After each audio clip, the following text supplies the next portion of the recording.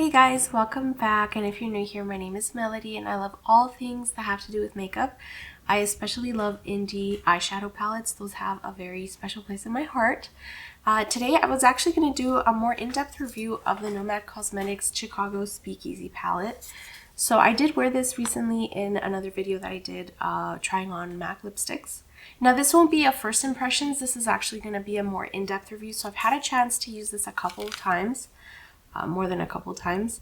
So I'm going to be able to give you guys my thoughts on this palette.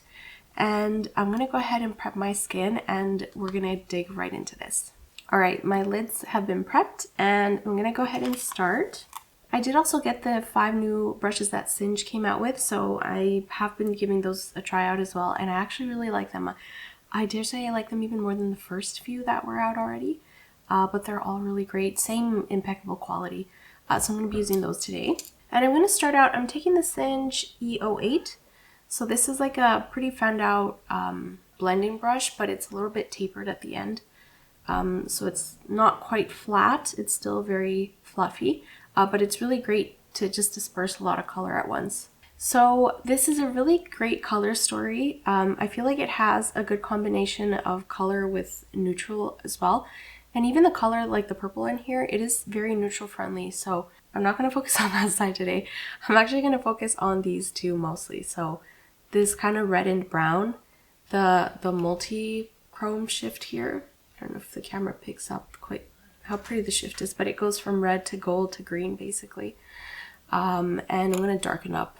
I'm going to do kind of like a halo eye. I've come to realize that I love halo eye looks. I think that's what I do best. I feel like it flatters my eye shape the most. So I'm going to go ahead and start out. And I have prepped the lid.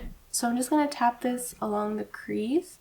And then once I've kind of mapped out the area I want it to go in, I'm going to disperse it in the typical back and forth fan motion. I never had any problems blending any of the colors from this palette. I feel like they all blended out very effortlessly and very smoothly. I apologize if you guys hear any noise. I don't know what is going on. There's like a whole ruckus outside of the house. Hopefully it dies down though. With the shades too, they are very buildable, so you can build up the depth to the color. So that's what I'm going to be doing with this reddish brown color. So even though this palette has a bunch of neutral colors, they're all still very color friendly. Can you guys hear that? Yeah, so as you can see, I'm not having any problem blending this out along the crease, or above the crease, I guess.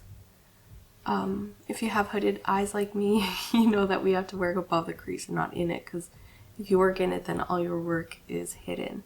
There is a little bit of fallout in the pan itself because the shadows are very soft, but I didn't experience any fallout in my face from the mattes. I did from the shimmers, but that's another story and we'll get into that when we have the chance. Okay, so I think that's good with the red. I'm going to take the more tapered down blending brush, which is the E10. I'm going to take that same reddish brown and I'm going to concentrate it more where I want to mark the crease. So right where like the deepest part of the crease would be, that's where I'm going to concentrate this color. And I'm doing the same on both sides. So I do feel that this color is very buildable. You can really build the depth on it depending on how much you concentrate it, just like I'm doing here, without really having the need to go into a darker shade. I swear, it's like everyone, their mother and dogs decided to come out. I don't know what's going on. There's like a dog barking too. A really good way to practice your blending skills and build the depth is to grab a shade like this one and just practice like layering it upon itself. If you're working with good shades, it's going to let you do that. If they're not so good, then you're going to be able to tell by the quality because it won't let you build it up like you're able to do with these shades. I'm going to take some more of this one and I want to concentrate it on the inner as well as the outer corners. I do feel that this shape flatters my eye shape the most, and I am also getting over the flu again. I feel like every time I'm not filming I'm sick. So that's why I disappeared for a little bit again. I really like these brushes that came out recently from Singe as well. I feel like they're more tapered to the type of brushes I like to use when I make my eye looks.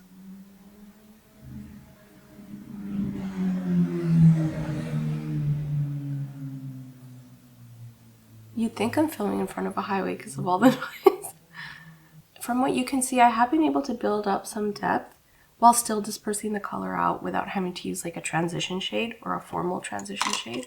I'm just going to take the cleaned out E.l.f. and I'm just going to fan that out a little bit to make it softer. You know what? I want to tap into Prohibition a little bit. And I'm going to blend that on the outer edges here just to soften that up a tiny bit. I will say one thing that I wish this palette had was like a brighter, whether it's like a white or a light, like a very light purple. I guess we have that here, but like a white. This color here isn't really helpful for highlighting, so I guess you could kind of blend out the edges with it, but not so much to highlight. Okay, now I'm going to go back to the E10 and I'm going to take some of the black. So this one called Capone. And I don't know if you guys can see it, but I don't tap hard into my shades. You can kind of see that there's a little bit of fallout there. It is a very soft formula, but I think that's also what helps it be very blendable. And I'm just going to concentrate that on the outer corner. Something that I also found with this palette is that you are able to build up the colors on top of each other, so things don't really get muddied or murky. Just like I was able to darken that up a little bit without it picking up or being patchy. With the dark colors, I typically like to pat them on in case they will betray me and pick up.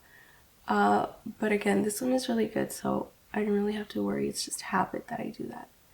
And then I disperse it along the edges there. And then I kind of take whatever's left over on the inner corners. There is a smaller little pencil brush that I could do that with as well. So I'm actually going to switch to that one. That one is the E.l.f. and it doesn't have any color on it. I'm just going to use that to kind of blend out the edges of the inner corner here. Okay, I feel like I've set up a good backdrop for the color I'm going to go in with now. So what I'm going to do is now I'm going to take the shimmer that I'm going to use, which is Boulevardier. That sounds fancy. It's this reddish shimmer here on the middle row. Oh, it's so beautiful. I don't know if you guys can see that. I'll make sure to put some swatches as well. But it has a very pretty shift to it. So it's red to kind of orangey, yellow, gold, green. Very pretty. And I'm going to put that, I'm actually going to do something first. Bring in that black a little bit, not quite to the center, but towards the center. I could have put the black all over here just to make it pop more when we go on top with the shimmer. I'm just going to kind of brush back and forth towards the middle there to drag that color in. So there's a little bit of a base underneath this shimmer that we're going to put on. Okay, I'm going to go in now. I'm going to focus that right in the middle, bring it upwards a little bit, and drag it out. If I would have put the black in the center, it would probably make that color pop more. Typically, that's what happens with these like multi-chromes. They kind of transform depending on if you're putting them over a black color or like a white color. I don't know if you guys can see that, but that has a very pretty shift. And the fact that we blended out that reddish brown helps to make it look like we have a bit of a transition color there, even though we don't. Oh, it's so pretty. And I just know that if you get this wet before you apply it, it's going to look even more foiled. So it just kind of depends what look you're going for. I'm going to make sure to clean out the very small pencil brush that comes in that Singe Beauty Pack. It's the E.l.f. I'm going to clean it out as best as I can, and then on the inner corner I'm going to apply that green, that bright green that's in this palette. So I'm going to go in with this shade called the Green Mill, and I'm going to just tap it into the inner corner there. I feel like this palette's very versatile, so you can do like night looks, like if you want to count this as a nighttime look, or you could do daytime friendly looks. And this green, for it to be such a light pastel color, it has a lot of pigmentation and it applies very well. A lot of the time with like these neon type colors, you need like a white base for it to show up well. Otherwise, it just kind of looks like watered down when you apply it onto the skin. This one applies really well. Perfect. So this is the eye look so far. I'm going to do liner, lashes, and the rest of my face, and I'll be right back.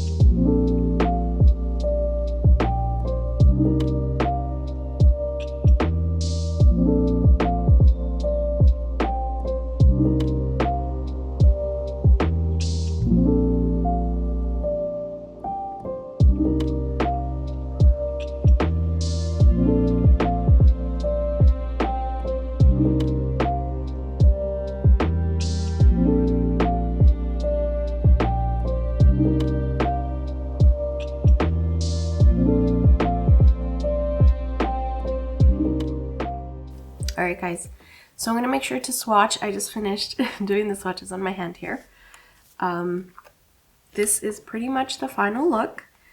I'm going to go through and give you guys, I'm going to go through and tell you guys what I think of the palette itself.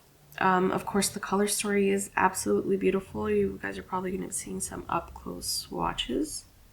Alright guys, so final thoughts on this palette. It is a very pretty and I'd say pretty unique color story that Nomad has come out with. The palette itself, like the shadows, performed very beautifully.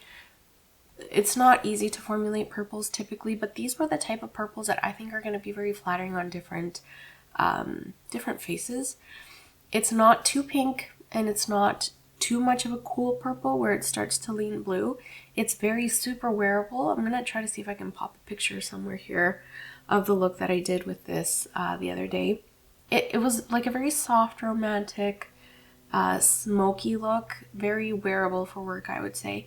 And the fact that you have like a black here, I think extra points for whenever a brand includes a black as well as a white in the palette.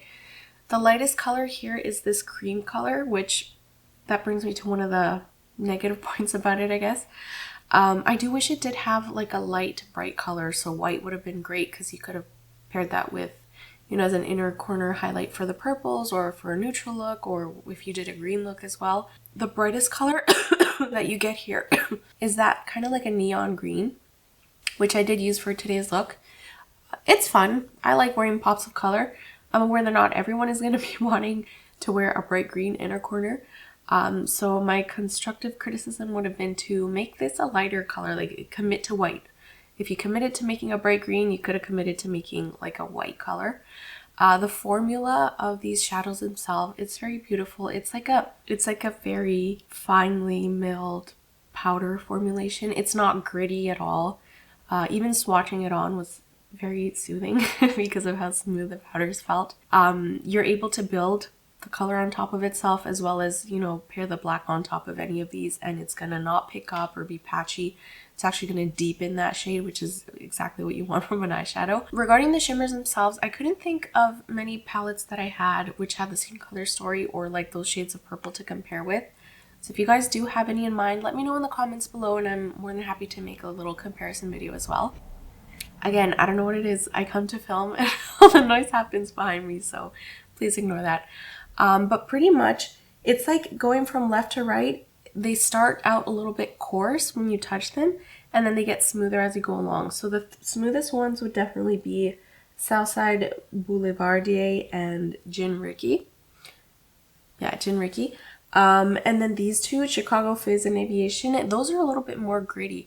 So even if I were to grab it right now, you can't notice it as much on my finger. Like the pigmentation on it is okay for this shimmer. Now, if I compare it to, we'll even do Gin Ricky, just because it's light. You can see a big difference when you look at them side by side. I don't know if you can tell, but this one's a lot more, it looks kind of silkier. Whereas the first one that I swatched, the Chicago Fizz, it's like I don't know, it doesn't even pick up what it looks like on the pan.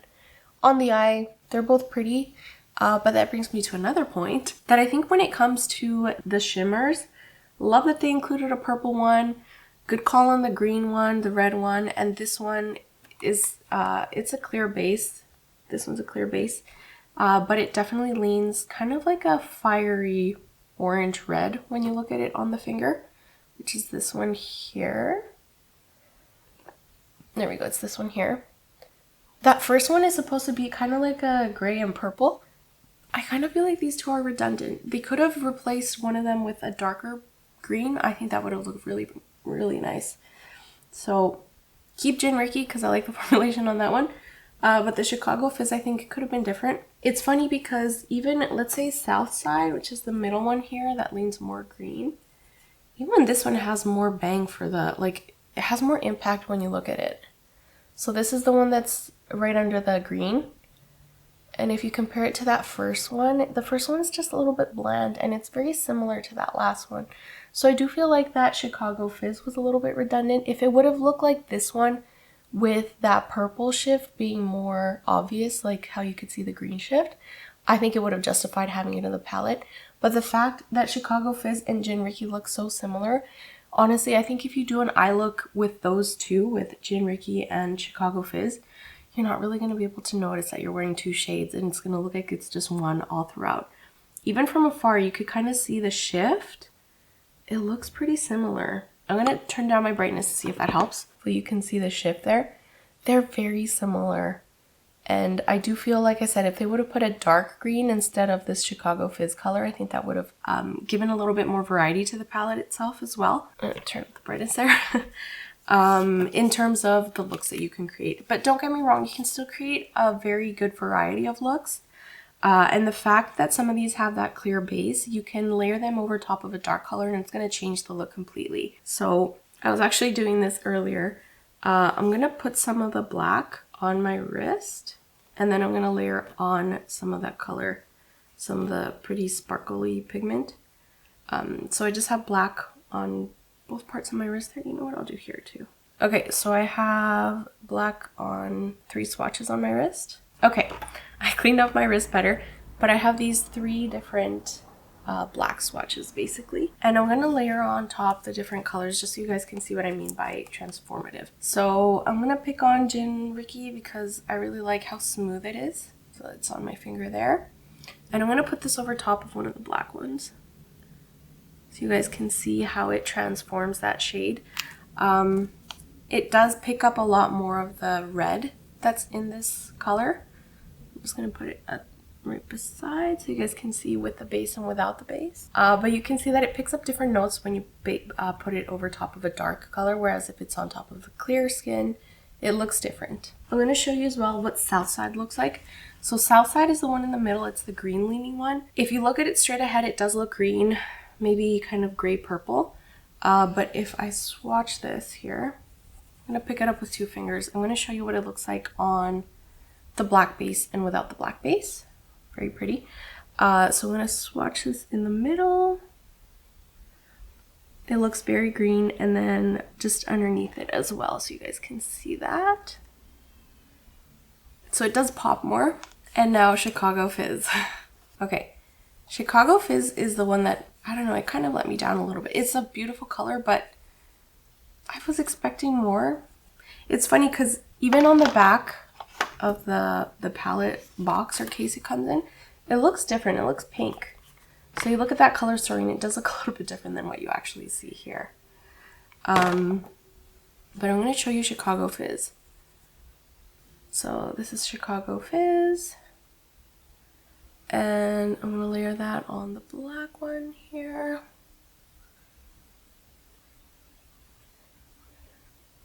It does pick up a little bit more purple, I guess. In person, when I'm looking at it head on, It looks more like a silver, what do they call it? Not duochrome or multichromes. A hollow shade. It looks like a hollow shade. On camera, I don't think it's picking it up as much, so I'm gonna get close to do that swatch for you guys, just so you guys can see them. Okay, you can't really even see it on the arm, but that Chicago Fizz, I guess on the camera it does look really red. When you look at it straight on, it looks just like a silver holochrome. I don't know, I feel I was expecting a little bit more. So I'm not sure if the camera picks it up really well, but I'm telling you, in person, you can kind of tell. The first one there is that Chicago Fizz shade. You know, aside from those things, the sparkle on these shades is very fine, so it doesn't look like chunky glitter at all. Just the texture of that first Chicago Fizz one.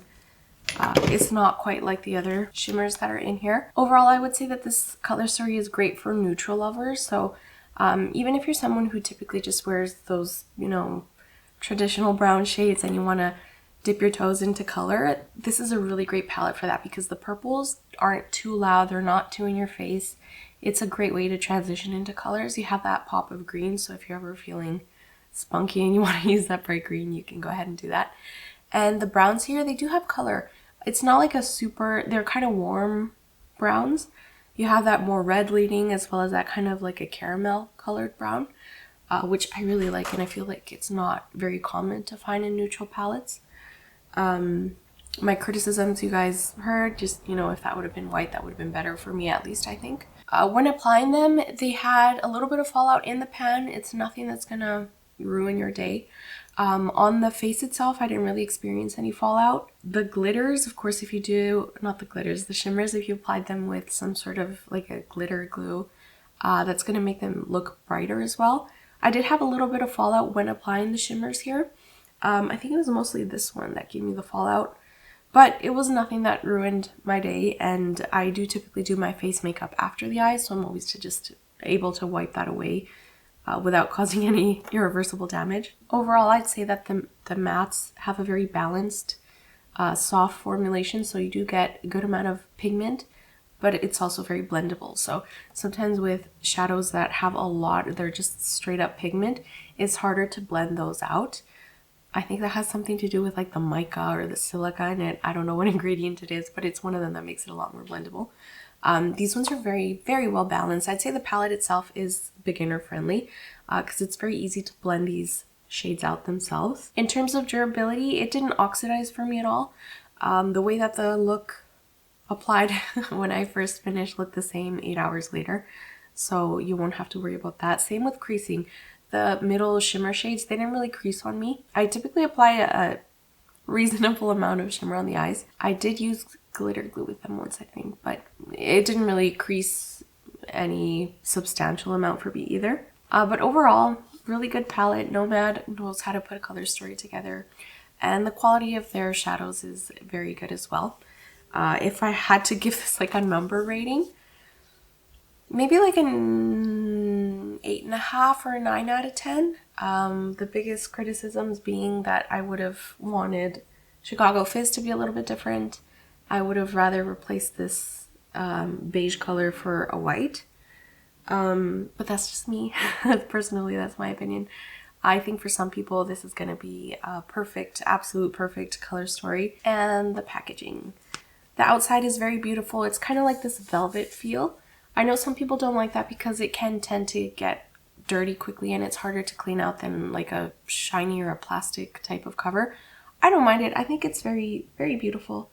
The box doesn't really match the packaging, but that's okay. You have two different things to look at there. This is more so the inspiration for the color story itself. The outside package gives me Great Gatsby type of vibes, but I guess it's for that's the right type of era. I really like this overall. It's a really good palette. Of course, keep into consideration whatever your budget is, your makeup goals as well. If this is something that you think you're going to be able to get a lot of uses out of, then you probably will be very happy if you do get this palette in the future. I know this is very easy to use for me as well.